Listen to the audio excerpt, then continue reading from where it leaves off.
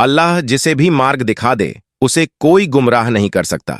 जो कोई गुमराह कर दे उसे कोई राह नहीं दिखा सकता। और मैं गवाही देता हूं कि अल्लाह के अलावा कोई उपास्य नहीं है, और मैं गवाही देता हूं कि मोहम्मद उसके गुलाम और दूत हैं। अस्तगफिरुल्लाह। इस वीडियो को अंत तक अकेले में देखना गलतफहमी एक बीमारी की तरह है जो किसी भी अच्छे भले रिश्ते को खराब कर देती है। पहले यह रिश्ते में कड़वाहट लाती है और फिर दूरियां बना देती है। लड़की बयान करती है, मेरे अब्बा का बिरयानी का ठेला था, वह एक बड़ी देग में बिरयानी पकाकर ले जाते और वह आधे घंटे में ही बिक जाती थी क्योंकि वह बहुत मशहूर थी। मगर हैरत की बात यह थी कि हमने आज तक बिरयानी खाई तक न थी, और अब्बा से कोई खूबसूरत औरत अगर बिरयानी लेने आती तो अब्बा एक शॉपर में डालकर उन्हें मुफ्त पकड़ा देते, और जब बची हुई बिरयानी घर लेकर आते तो अम्मा को सख्ती से मना कर देते कि ख्याल करना कोई घर की लड़की ये चावल ना खा ले। एक रात बहुत भूख से आंख खुली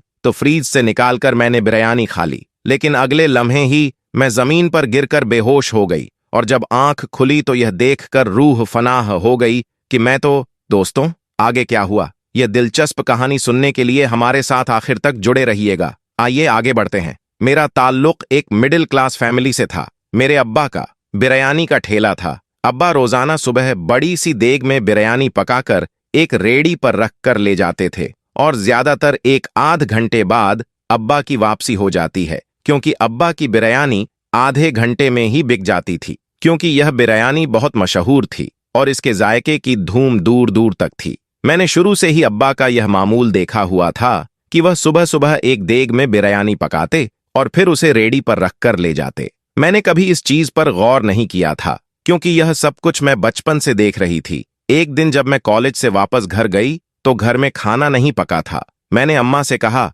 खाना नहीं है तो मुझे बिरयानी ही डाल दें, मुझे बहुत भूख लगी है। और उस दिन मैंने सोचा कि मैंने आज तक अब्बा की देग की बिरयानी तो खाई नहीं है, क्योंकि जब भी मैं बिरयानी को कहती अब्बा घर में खुद बनाकर देते, और वाकई वो बहुत मजे की होती थी। मैंने कभी गौर ही नहीं किया कि जो देग अब्बा बेचने के लिए बनाकर लेकर जाते हैं उससे कभी भी हमारे घर में बिरयानी नहीं खाई गई। मुझे इसकी वजह का इल्म तो नहीं था, लेकिन जब अम्मा ने मना किया कि वह बिरयानी तुम नहीं खा सकती, मैं तुम्हें कुछ और बना देती हूं, तो मुझे बड़ी हैरत हुई कि वह बिरयानी जो पूरा शहर खाता है वह मैं क्यों नहीं खा सकती, या वह हमारे घर में क्यों नहीं खाई जा सकती। यही सवाल जब मैंने अम्मा से किया तो माँ ने मुझे डांट कर चुप करवा दिया। मुझे डांटते हुए कहा कि वह तो ठंडी हो गई है, बासी हो गई है, तुम रहने दो, मैं तुम्हें ताज़ा कुछ बना देती हूँ। उस वक्त तो मैं खामोश हो गई, लेकिन अब मुझे तजस्सुस होने लगा कि बिरयानी में ऐसा क्या है जो घर में नहीं खाई जा सकती। क्या मेरे माँ बाप मुझसे कुछ छुपा रहे हैं? क्या कुछ ऐसा है जो कि मुझे मालूम नहीं है? इस तरह के बहुत से सवाल मुझे तंग करने लगे और मैं उनके जवाब हासिल करने का फैसला कर लेती हूँ। इसके बाद से मैंने अब्बा पर नजर रखना शुरू कर दी, लेकिन हमेशा मेरे जागने से पहले अब्बा देग पका चुके होते, या जिस दिन दोपहर को उन्होंने जाना होता तो मेरे कॉलेज जाने के बाद पकाना शुरू करते। और मुझे भी समझ ना आई कि इस बिरयानी में ऐसा क्या होता है, क्योंकि मेरे सामने वह देग पकाई ही नहीं गई थी। एक दिन अब्बा ने दोपहर में बिरयानी लेकर जानी थी। मेरे कॉलेज जाने के बाद अब्बा ने बिरयानी पकाई और हमेशा की तरह रेडी पर रखकर उसे ले गए। उसी दिन मुझे कॉलेज से जल्दी छुट्टी हो गई तो मैंने जल्दी से अपने दोस्त का बुर्खा पहन लिया और अब्बा की रेडी के पास जाकर खड़ी हो गई। मैं देखना चाहती थी इस बिरयानी में ऐसा क्या है जो कि मुझसे छुपाया जा रहा है। अब्बा की रेडी के पास बहुत ज्यादा भीड़ थी, लोग लाइन लगाकर बिरयानी ले रहे थे। इतने में मैंने देखा कि एक खूबसूरत औरत आई और उसने जाकर अब्बा से कुछ कहा, और अब्बा ने खामोशी से एक शॉपर में बिरयानी डालकर उसे पकड़ा दी, और वह औरत पैसे दिए बगैर चली गई। मुझे बड़ी हैरत हुई कि यह कौन औरत थी, और अब्बा ने इससे पैसे भी नहीं लिए। आखिर इसके पीछे क्या राज है? अब तो मुझे उस औरत का राज भी मालूम करना था। मैं अभी यही सोच रही थी कि एक और औरत आई और अब्बा ने उसे भी बिरयानी डालकर शॉपर पकड़ा दिया और उससे भी पैसे नहीं लिए। मुझे लगा कि जो भी खूबसूरत औरत आती है अब्बा उसे मुफ्त में बिरयानी दे देते हैं। मुझे अब अपने अब्बा पर गुस्सा आने लगा कि घर में जवान बेटी है और यह बाहर खूबसूरत औरतों को देखकर उन्हें मुफ्त बिरयानी खिला रहे हैं, और बिरयानी भी ऐसी जिसको घर की औरतों को खाने नहीं दिया जाता। ये सब क्या था? क्या वाकया ही मेरा बाप एक बुरे किरदार का इंसान था, या फिर ये बिरयानी कुछ खास थी जिसमें कुछ मिलाया गया था? क्या मेरी अम्मा भी इन सब में शामिल थीं? मेरे अंदर का तजसूस जाग गया था और मुझे अब इन सब के बारे में मालूम करना था। दिन गुजरते गए और मुझे अभी तक इस राज का कोई सुराख न मिला था। अब तो ये रोज होने लगा था कि अब्बा बची हुई बिरयानी घर नहीं लाते थे, इसलिए मैं उसे खाकर भी अंदाजा नहीं लगा सकती थी। और अब्बा के ठेले पर मैं रोज रोज नहीं जा सकती थी, क्योंकि मेरे बोलते ही अब्बा पहचान लेते और रोज रोज कॉलेज से जल्दी आना भी मुश्किल था। लेकिन जब भी मैं अब्बा के ठेले पर गई तो मैंने उन 2-3 औरतों को देखा जिन्हें अब्बा मुफ्त में बिरयानी पकड़ा देते थे। लेकिन हैरानी की बात यह थी कि अब्बा ने उस बिरयानी के पहले से शॉपर बनाकर रखे होते थे। मुझे इंतहा गुस्सा आता है इस मंजर को देखकर। आखिरकार एक दिन मैंने एक औरत का पीछा करने का फैसला किया और दबे पांव उस औरत के पीछे चल दी। मैंने देखा कि वह औरत एक बहुत बड़ी कोठी में दाखिल हो गई है, और इतनी आलीशान कोठी देखने के बाद मुझे हैरत होने लगी कि अब्बा का इस औरत के साथ क्या ताल्लुक हो सकता है। क्या यह औरत सिर्फ अब्बा की बिरयानी लेने के लिए इतनी दूर आती है? मैं वापस घर आ गई और ऐसी ही मजाक में वालिदा से सवाल किया कि क्या अब्बा का किसी से कोई ताल्लुक है? तो अम्मा ने मुझे सख्ती से टोक दिया कि अपने बाप के बारे में ऐसा नहीं सोचते। अब मैं सोच रही थी कि माँ को बता दूं कि अब्बा ऐसा करते हैं, लेकिन मुझे समझ नहीं आई कि मेरे पास तो कोई सबूत भी नहीं था। और फिर एक दिन अब्बा शाम को तैयार होकर कहीं जाने लगे तो मैंने पूछा कि आप कहाँ जा रहे हैं? अब्बा ने कहा कि वह अपने दोस्त से मिलने जा रहे हैं। मैंने पूछा कि किस तरफ जाना है आपको? मुझे भी अपने दोस्त की तरफ जाना था, तो मुझे साथ ले जाएं। तो अब्बा ने जिस इलाके का नाम लिया वह सुनकर मेरे पांव के नीचे से जमीन निकल गई, क्योंकि अब्बा ने उसी इलाके का नाम बताया जहां पर उस औरत का घर था जिसका मैंने पीछा किया था। अब तो शक की गुंजाइश ही नहीं रही थी कि अब्बा का उस औरत से कोई ताल्लुक है। मेरा दिल किया कि अब्बा को झंझोड़ कर कहूं कि इस उम्र में औरत से ताल्लुक रखते हैं, लेकिन मैं खामोश रही और अब्बा उस औरत से मिलने चले गए। मुझे अब्बा की हरकतें दिन ब दिन अलग अलग लगने लगीं और अब्बा से मेरी नफरत में इजाफा होने लगा, जो घर में जवान बेटी के होते हुए बाहर औरतों से ताल्लुक बनाते हैं। और फिर मेरी अम्मा को क्यों पता नहीं चलता कि वह कहाँ जाते हैं? औरत तो मर्द की नजर देख लेती है, तो क्या मेरी अम्मा को मालूम नहीं होता कि मेरे अब्बा ने बाहर औरतों से ताल्लुक बना रखा है? और मुझे हैरत तो उस औरत पर भी होती, क्योंकि इतनी दूर से सिर्फ बिरयानी लेने के लिए अब्बा के पास आती थी और एक बिरयानी की प्लेट के लिए अब्बा से ताल्लुक रखा हुआ था। और सिर्फ वही औरत, क्या दूसरी औरतों के भी तो मेरे अब्बा के साथ ताल्लुकात थे? मुझे अब्बा पर शदीद गुस्सा आता कि मैं बचपन से न जाने कितनी छोटी छोटी ख्वाहिशों को यही समझकर खत्म करती रही कि मेरे अब्बा गरीब हैं, यह कैसे पूरी करेंगे। उधर मेरा अब्बा बिरयानी भी औरतों पर मुफ्त में लुटाता है, जो हमारा कमाई का वाहिद जरिया है। यह सिलसिला चलता रहा और जब कभी अब्बा बची हुई बिरयानी घर लेकर आते तो अम्मा उसे फ्रिज में रखकर ताला लगा देती, ताकि मैं ना खा सकूं और ना ही अम्मा खुद खाती। अब तो मुझे जिद हो गई थी कि मैंने बिरयानी जरूर खानी है। एक दिन अपनी एक दोस्त को कहा कि उस जगह की बिरयानी बहुत मशहूर है, तो मेरे लिए ले आना। उसे मालूम नहीं था कि वह बिरयानी वाला मेरा बाप है। वह जाकर वहां से बिरयानी ले आई, लेकिन जब उसने बिरयानी खाई तो उसे वह जायका इतना अच्छा लगा कि उसने मेरे लिए कुछ नहीं बचाया और वह सारी खत्म कर गई। मेरे पूछने पर उसने कहा कि उस बिरयानी में एक नशा था। मुझे तो याद भी नहीं रहा कि तुमने वह मंगवाई थी,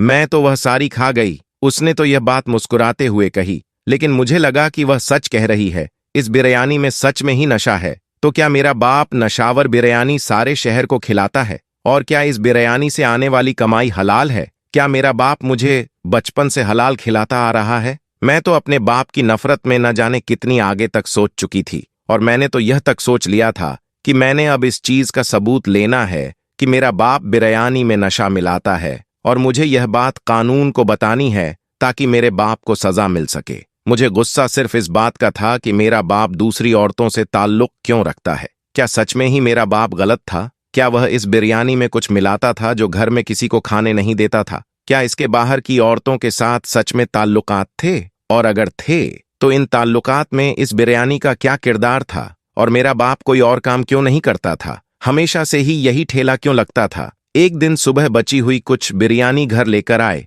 और हमेशा की तरह अब्बा ने फ्रिज में रखकर ताला लगा दिया। रात को भूख से मेरी आंख खुली तो मैंने देखा कि फ्रिज का ताला खुला हुआ था। मैंने फौरन से बिरयानी प्लेट में निकाली और गर्म करके खाने लगी। सच बात यह है कि वह बिरयानी बहुत ही मजे की थी और मुझे मालूम भी न हुआ कि कब मैं पूरी प्लेट खाली कर गई। खाना खाने के बाद मैं उठी ही थी कि मुझे चक्कर आने लगे और किचन के दरवाजे तक पहुंचते पहुंचते मैं गिर गई और बेहोश हो गई। जब दोबारा मेरी आंख खुली तो मैं अस्पताल में थी और अम्मा मेरे पास थी। मैंने मम्मी से पूछा कि मुझे क्या हुआ था, तो अम्मा ने कहा कि तुम किचन के दरवाजे में बेहोश पड़ी थीं और हम तुम्हें अस्पताल ले आए हैं। मैंने कहा कि डॉक्टर ने क्या कहा है, मुझे क्या हुआ है? तो अम्मा ने कहा कि डॉक्टर कहते हैं तुमने कोई दवाई खा ली है जिससे तुम बेहोश हो गई हो। मैंने उनको कहा कि मैंने तो सिर्फ बिरयानी खाई है, जिस पर अम्मा ने मुझे डांटा। जब मैं मना किया था तो फिर वह बिरयानी तुमने क्यों खाई? मैंने अम्मा से कहा वह बिरयानी पूरा शहर खा सकता है तो मैं क्यों नहीं खा सकती हूँ,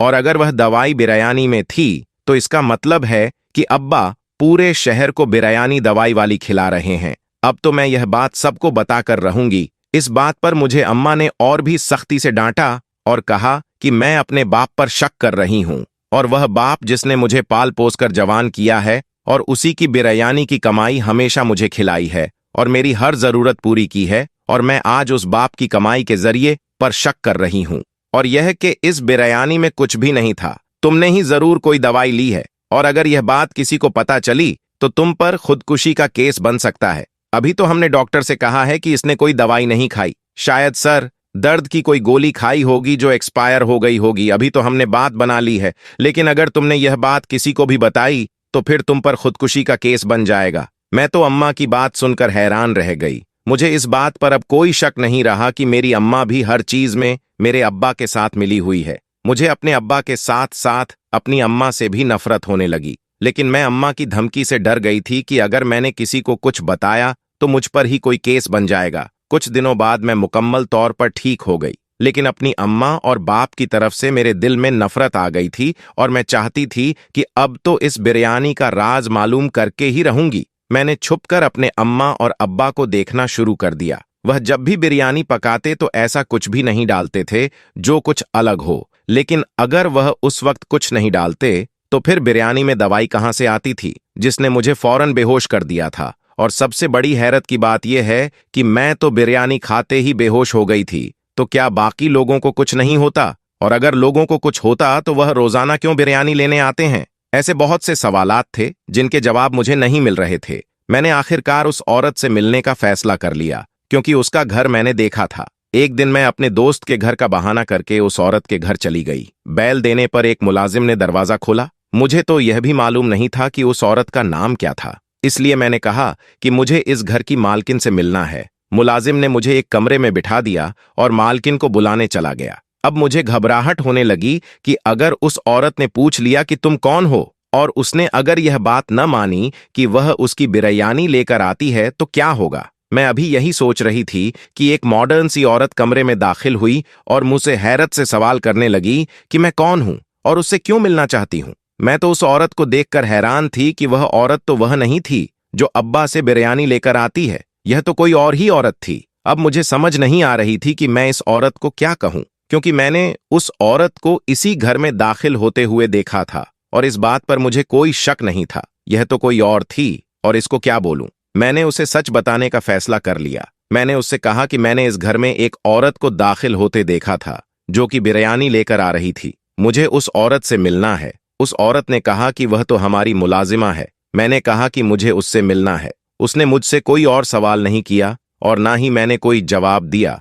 अब तो मुझे यकीन हो चला था कि मेरे बाबा का उस औरत के साथ कोई ताल्लुक जरूर होगा, क्योंकि वह औरत भी एक मुलाजमा थी। वाकई इतनी बड़ी कोठी की मालकिन मेरे बाप के साथ कोई ताल्लुक नहीं रख सकती। मेरी दरख्वास्त करने पर उस मालकिन ने मुझे उस औरत से मिलने की इजाजत दे दी। मैं राज जानने के सिर्फ एक कदम दूर थी और धड़कन बहुत तेज हो रही थी। आज मैं अपने बाप का राज जान लूंगी और अपने बाप की पकाई हुई इस बिरयानी का भी राज जान लूंगी। मैं खामोशी से उसका इंतजार करने लगी। वह औरत कमरे में आई तो मैंने उससे सवाल किया कि वह रोजाना बिरयानी क्यों लेकर आती है। वह हैरत से मुझसे पूछने लगी कि मुझे इस बात से क्या लेना देना है, मैं बिरयानी लेकर आऊं या ना लेकर आऊं। तो मैंने उसको बताया कि मैं उस बिरयानी वाले ठेले के मालिक की बेटी हूं और उस बिरयानी का राज जानना चाहती हूं जो रोजाना तुम लेकर आती हो। उसने खामोशी से मेरी मुकम्मल बात सुनी और मुझे अपने पीछे आने के लिए कहा। मैं उसके पीछे कमरे में दाखिल हुई तो मैंने देखा कि उस कमरे में एक औरत बैठी है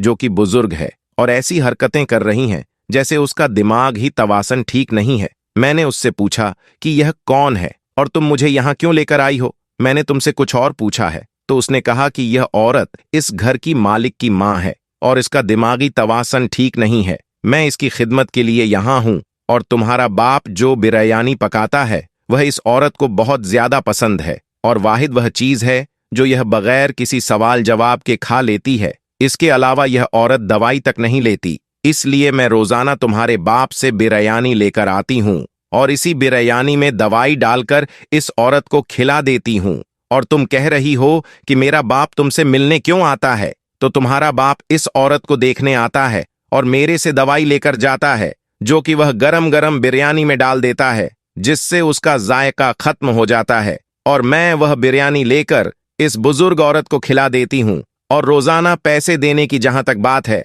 तो मैं रोज बिरयानी लेकर आती हूँ, इसलिए महीने बाद ही पैसे देती हूँ। तुम इतने असीम बाप की बेटी होकर अपने बाबा पर शक कर रही हो कि तुम्हारा बाप गलत है या वह नशा डालकर लोगों को खिला रहा है। उसकी बातें सुनकर मुझे खुद पर शर्मिंदगी होने लगी कि मैं अपने बाप को गलत समझ रही थी, लेकिन अभी भी बहुत से सवाल बाकी थे। वह औरतें अब भी बाकी थीं जो मेरे बाप से बिरयानी लेकर जाती थीं। तो क्या मेरा बाप सारे शहर के लोगों को बिरयानी में दवाई डालकर खिलाता था? और अगर ऐसा नहीं था तो घर में मौजूद बिरयानी में कौन सी दवाई थी जो मैंने खा ली, और वह बिरयानी बाप घर क्यों लेकर आया था? अभी यह सवाल बाकी थे। अब मेरे पास एक ही रास्ता था, वह यह कि मैं सीधा सीधा अपने बाप से ही सवाल कर लूं। मैं वापस घर गई और सारे सवाल अपने बाप के सामने रख दिए। पहले तो वह मेरे सवाल सुनकर मुझे हैरत से देखने लगे। शायद उन्हें इस बात का दुख हुआ था कि मैं उनकी बेटी होकर उन पर शक कर रही हूं, लेकिन फिर वह खामोश हो गए और मुझे अपने साथ चलने के लिए कहा। मैं खामोशी से उनके पीछे चलने लगी। फिर वह मुझे एक ओल्ड होम में लेकर गए और जब मैं उस ओल्ड होम की मालकिन के कमरे में दाखिल हुई तो मुझे झटका लगा, क्योंकि यह तो वही औरत थी जो मेरे बाप से रोजाना बिरयानी लेकर जाती थी और उसने भी तकरीबन वही बात कही। इसके ओल्ड होम में कुछ बुजुर्ग ऐसे हैं जो कि खाना नहीं खाते और वह भी इस बिरयानी में ही दवाई डालकर इन बुजुर्गों को खिला देती है और इनका भी रोजाना का खाता है, इसलिए वह भी रोज पैसे नहीं देती। अब तो मुझे अपनी सोच पर शर्मिंदगी होने लगी थी। मैंने फौरन अपने बाप से माफी मांगी, लेकिन एक सवाल अभी बाकी था कि घर में मौजूद बिरयानी मुझे क्यों नहीं खाने दी जाती और इस बिरयानी में दवाई कहाँ से आई। और इस सवाल का जवाब भी मुझे अपने बाप से ही मिल गया, क्योंकि बिरयानी इतनी मशहूर है कि वह कभी बची ही नहीं। और वह बिरयानी जो वह घर लेकर आते हैं, कभी कभी वह बिरयानी ओल्ड होम वाली होती है जो ये औरत नहीं लेकर जाती। और इस बिरयानी में क्योंकि दवाई मिक्स होती है, इसलिए दूसरे दिन इस बंदे को दे दी जाती है जिसके लिए बनाई जाती है। वह बिरयानी जो मैंने गलती से उस रात को खा ली थी, उस कोठी वाली औरत के लिए बनाई गई थी। अब तो मुझे समझ नहीं आ रही थी कि मैं अपने बाप से माफी कैसे मांगूं। मैंने फौरन हाथ जोड़कर अपने माँ और बाप दोनों से माफी मांगी और दोनों ने पूरे दिल से मुझे माफ कर दिया। समझ आ गई थी कि हमेशा जो आंखें देखती हैं वो सच नहीं होता। दोस्तों, कमेंट में हमें जरूर बताइएगा कि आपने इस कहानी से क्या सबक हासिल किया। उम्मीद करते हैं वीडियो पसंद आई होगी। इसे लाइक करते हुए दोस्तों के साथ शेयर करना मत भूलिएगा। जाते जाते फिर कंफर्म कर लीजिएगा कि आपने हमारा चैनल सब्सक्राइब कर रखा है। अगर नहीं किया तो फौरन सब्सक्राइब करते हुए बेल आइकन को क्लिक कर दीजिएगा ताकि हमारे आने वाली वीडियो का नोटिफिकेशन बर वक्त आपको मिलता रहे। अपना बहुत ख्याल रखेगा और उनका भी जिनका कोई ख्याल नहीं रखता। आने वाली वीडियो में दोबारा आपसे मुलाकात होगी। तब तक के लिए अल्लाह हाफिज।